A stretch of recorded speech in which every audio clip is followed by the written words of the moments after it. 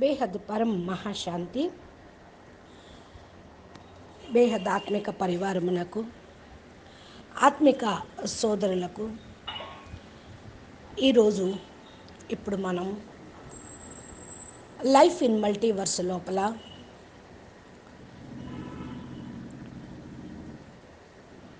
13వ చాప్టర్లో మల్టీవర్స్ గురించిన పార్టును వింటూ ఉన్నాము. మల్టీవర్స్ ఎలా రచన చేయబడింది, ఎలా దీని యొక్క విస్తరణ, మల్టీవర్స్లో ఉన్నటువంటి G1, G2, G3 ఇవి కూడా మనం తెలుసుకున్నాము. మల్టీవర్సు గురించిన వివరణ 14వ చాప్టర్లో ఒక పార్ట్గా ఉపోద్ఘాతము తెలుసుకున్నాము.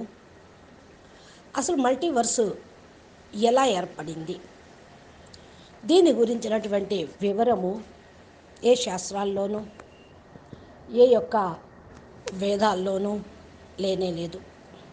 బేహద్ ఆల్మైటీ అథారిటీ దీని గురించి స్పష్టంగా చెప్తూ ఉన్నారు. కాబట్టి మనము తెలుసుకోవాల్సినటువంటి ఇక్కడ జ్ఞానము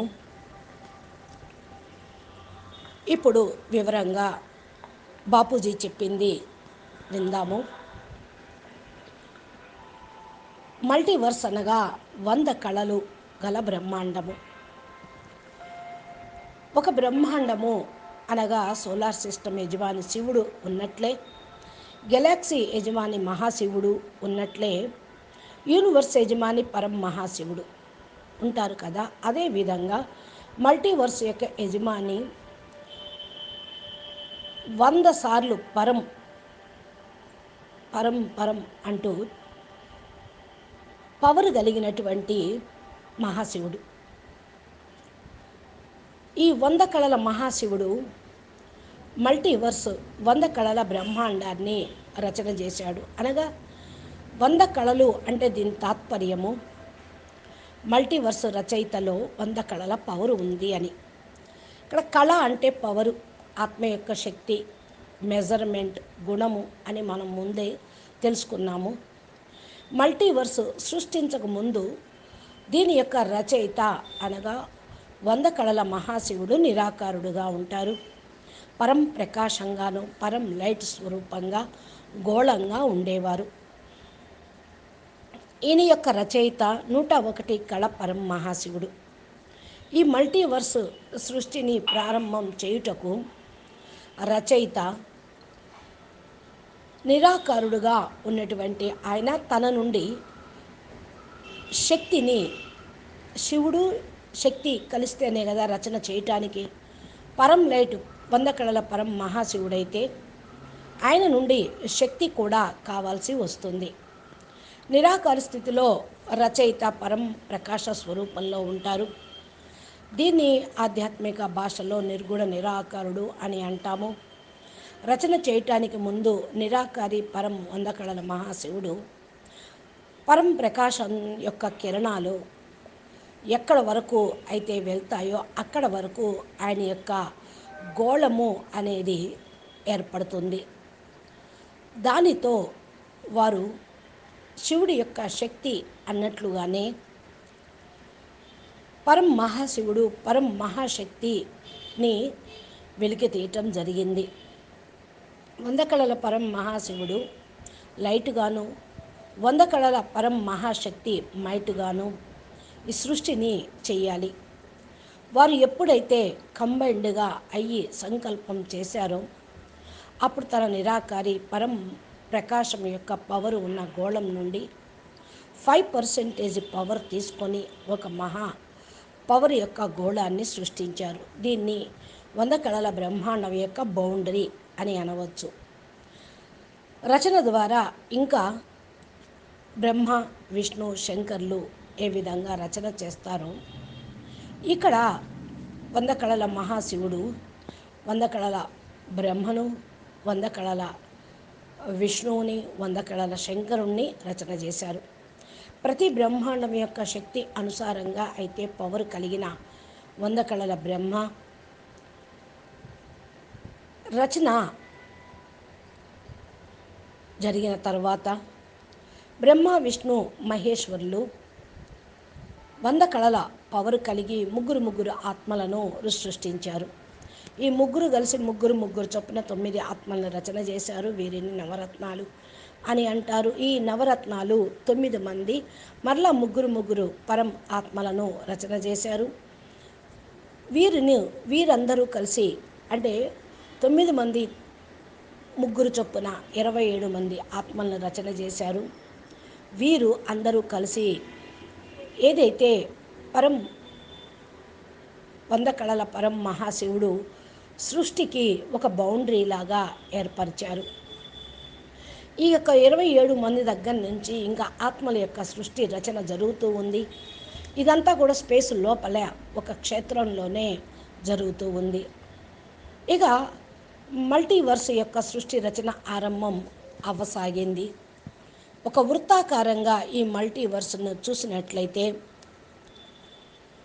ఇక ఖగోళ సరిహద్దు అని చెప్తూ 27 మంది ఒక్కొక్కళ్ళు ముగ్గురు చొప్పున ఆత్మలు 108 మంది రచన ఈ విధంగా 9 ముగ్గురు 9 నుండి 27 నుండి మరి 108 మంది ఆత్మలు ఈ యొక్క స్పేస్ లోపలికి రావటం జరిగింది.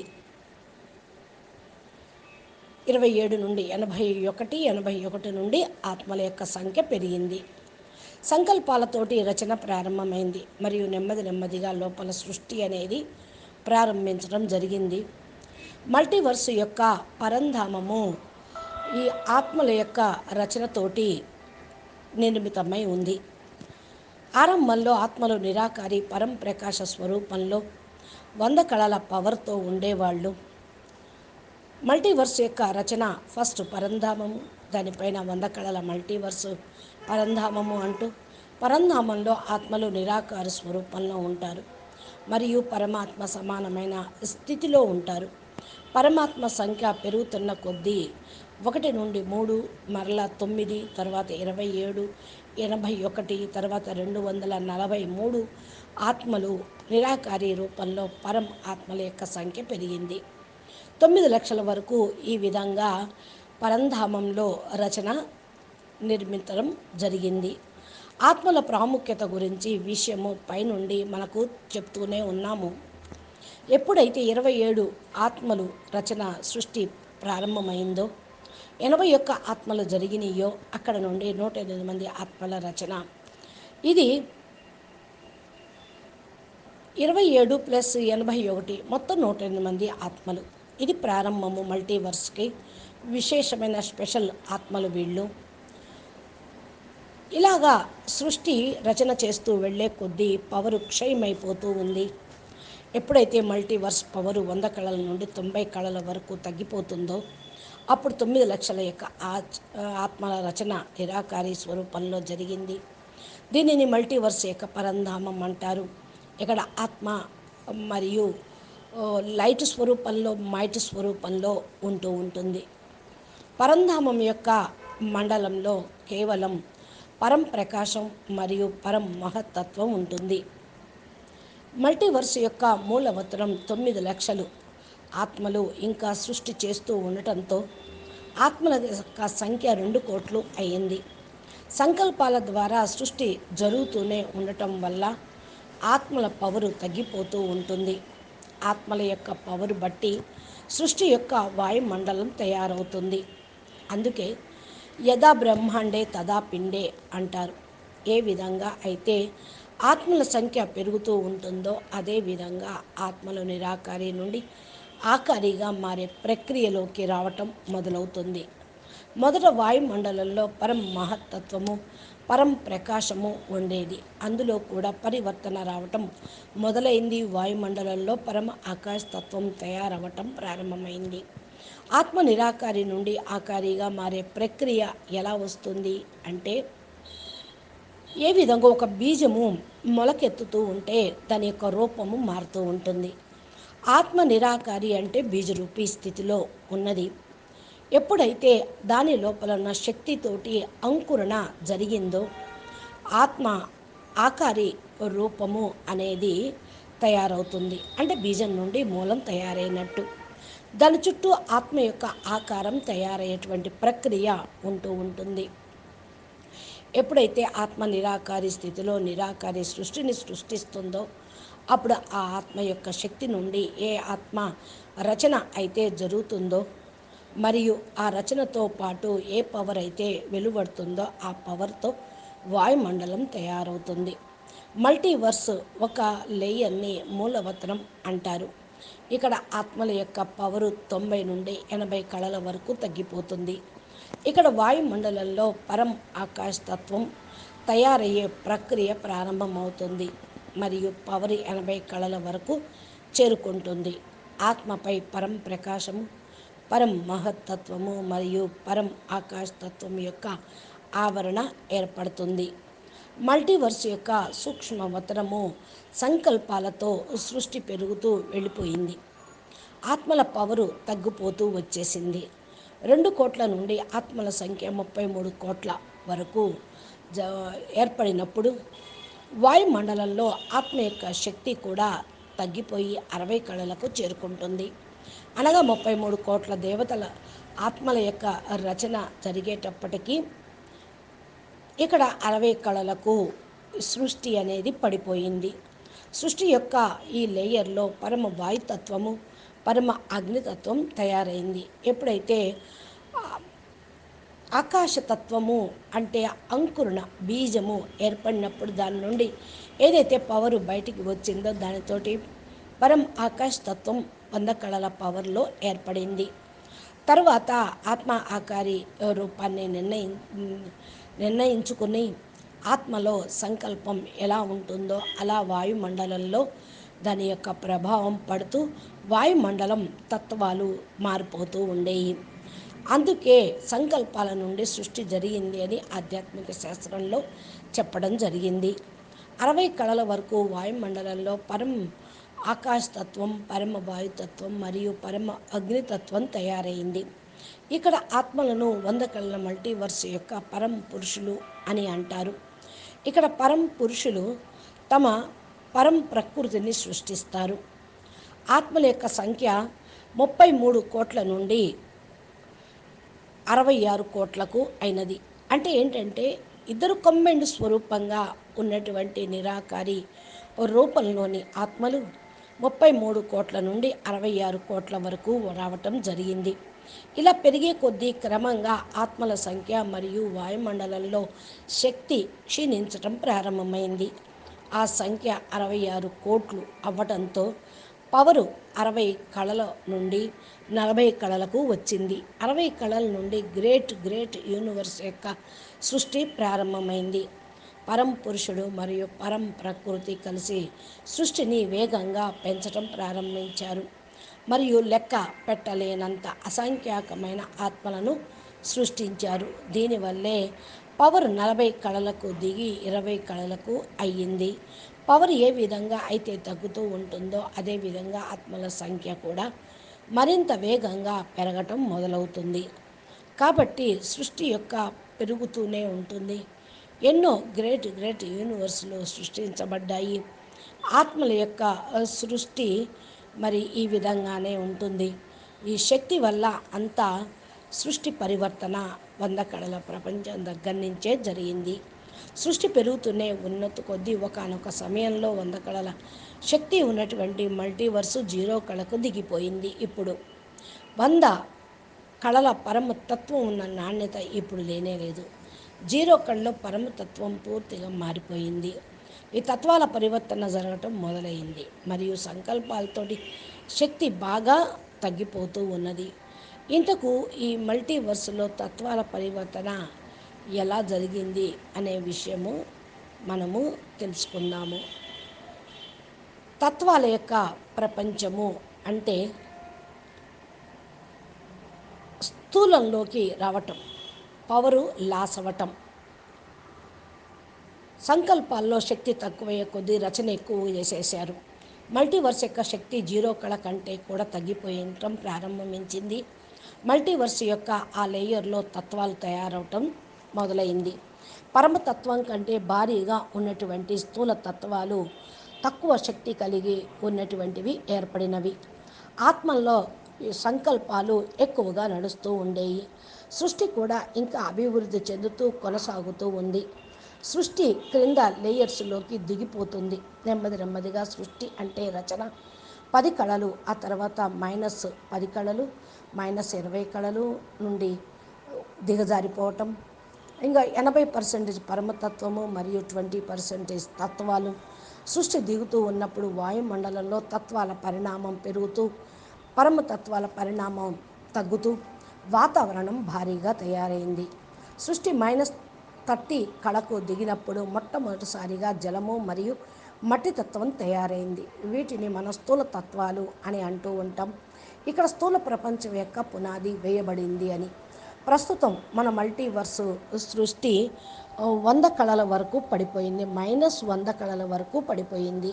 స్థూల సృష్టికి భూమి ఒక ఉదాహరణ. ఇక్కడ -100 కళలలో సంకల్ప శక్తి కూడా సమాప్తం అవుతుంది. తత్వాల క్రిందికి దిగటం వల్ల కష్టదాయకంగా మారింది.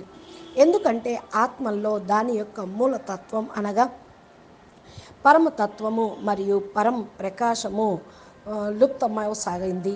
పరం ప్రకాశము లుప్తమవసాగింది అంటే 100 కళలు ఉండే మల్టీవర్స్ ఇప్పుడు -100 కళలకి మారిపోయింది. అంటే మల్టీవర్సు స్థూల ప్రపంచం తయారైంది. -30 కళల తర్వాత ఎంత సృష్టి రచన అయితే జరిగిందో వాటన్నిటితో స్థూల తత్వ పరిణామం పెరుగుతూ ఉన్నది. -100 కళల వరకు సృష్టి దిగిపడినప్పుడు కేవలం స్థూల సృష్టి మాత్రమే ఉన్నది. అక్కడ భూమి లాంటి గ్రహాలు ఇంకా తయారవుతూ ఉన్నాయి. ఇక రచన పెరిగే కొద్దీ ఆత్మశక్తి తక్కువైపోయింది. సృష్టిని నడపడానికి శక్తి అసలు రచయిత నుండే రావాల్సింది కదా. సృష్టి కిందకు దిగుతూ వస్తున్న కారణం వల్ల రచయిత యొక్క శక్తి మొత్తం క్షీణించింది. మల్టీవర్స్లో సృష్టి -100 కళలకు పడిపోయినప్పుడు మరి మల్టీవర్స్ రచయిత 100 కళల పరం మహాశివుడు శక్తి కూడా క్షీణించింది. -10 నుండి -100 కళలకు వచ్చేసింది. సృష్టిలో స్థూలత్వమే ఏర్పడింది. సృష్టిని నడపడానికి, సృష్టి యొక్క నకారాత్మక శక్తిని తొలగించడానికి రచయిత ఎప్పటికప్పుడు ప్రళయాలు చేయవలసి వస్తుంది స్థూల బ్రహ్మాండంలో. ఇక్కడ సృష్టి యొక్క సర్జన విసర్జన చక్రంలో ఈ 100 కళల బ్రహ్మాండం ఇరుక్కుపోయింది. బ్రహ్మాండంలో మహాకల్ప ప్రళయాలు రాగానే గెలాక్సీలో మహాకాల ప్రళయం, అలాగే యూనివర్సులో కూడా మల్టీవర్స్ స్థాయిలో కూడా ప్రళయాలు జరిగాయి. ఇక్కడ మేము కేవలం ఒక మల్టీవర్స్ మాత్రమే సంక్షిప్తంగా చెప్తూ ఉన్నాము. ఇలాగే అంతరిక్షంలో లెక్కలేనన్ని మల్టీవర్స్ ఉన్నాయి. కేవలం మన మల్టీవర్సు అనగా ఇందులో మన బ్రహ్మాండము అంటే భూమి ఉంది. ఇందులో పరం ప్రకాశం నుండి తత్వం వరకు సృష్టి తయారైంది. సమస్త సృష్టి ఈ బ్రహ్మాండం యొక్క పంచతత్వాల్లో ఇరుక్కుపోయింది. ఆత్మలందరూ జన్మమరణ చక్రంలో ఇరుక్కుపోయి అనుభవిస్తూ ఉన్నారు బాధలను. ఇతర మల్టీవర్సుల్లో కేవలం పరమతత్వం యొక్క సృష్టి మాత్రమే ఉంది. మన మల్టీవర్స్లో తప్ప ఇంకో వేరే మల్టీవర్స్లో కూడా జన్మ మరణాలు లేనేలేవు. అందువల్లనే మిగతా మల్టీవర్స్లో ఆత్మ నిత్యం దివ్య అమరతత్వంతో ఉంటుంది. కానీ ఈ బ్రహ్మాండం యొక్క భూమిపైన ఆత్మ జనన మృత్యువు యొక్క కష్టాన్ని అనుభవిస్తుంది. మరియు ఇక్కడ ఆత్మ ముక్తి కూడా అవుతూ ఉంటుంది. అందుకే ఈ భూమిని మృత్యులోకం అని అంటూ ఉన్నారు. కాబట్టి ఇప్పుడు మల్టీవర్సు అంటేనే మృత్యులోకంలో మనం ఉన్నాము. ఈ మల్టీవర్సు బ్రహ్మాండం వరకు దిగజారిపోయింది. గెలాక్సీలు, యూనివర్సులు ఇక్కడంతా కూడా ఇక స్థూలత్వము, స్థూల ప్రపంచము తయారైంది అని బాపూజీ బ్లాక్ డాట్ ఉన్నది అని చెప్పడం జరిగింది. ఎక్కడ బ్లాక్ డాట్ తన సృష్టి అంటే వేరే మల్టీవర్స్లో లేనే లేదు, ఈ ఒక్క మల్టీవర్స్లోనే ఉన్నది అని చెప్తూ ఉన్నారు బాపూజీ. అచ్చా, పరం శాంతి. నమస్తే, ధన్యవాదాలు. బేహద్కే బేహద్ పరం పరం మహాశాంతి హై, మహాశాంతి హై, మహాశాంతి హై. నమస్తే. బాపూజీ దశరథ్ భాయ్ పటేల్ తెలుగు ఛానల్లో ప్లేలిస్ట్లోకి వెళ్తే ఈ life in multiverse, creation multiverse మరి దానికి సంబంధించినటువంటివి ప్లేలిస్ట్లో ఉన్నాయి. మీరు ఛానల్లోకి వెళ్ళి ప్లేలిస్టును చూడండి. బాపూజీ చెప్పే అద్భుతమైనటువంటి జ్ఞానము కని విని ఎరుగనిది, ఎవరికి కూడా అందనిది, ఎవరు చెప్పలేనిది. ఇది ఏమిటో దీని లోపల పూర్తిగా మీరు దిగి దీని గురించి అవగాహన చేసుకుంటే మీకు బేహద్ జ్ఞానం అర్థమవుతుంది. అచ్చా, పరం శాంతి, నమస్తే, ధన్యవాదాలు. బేహద్ పరం మహాశ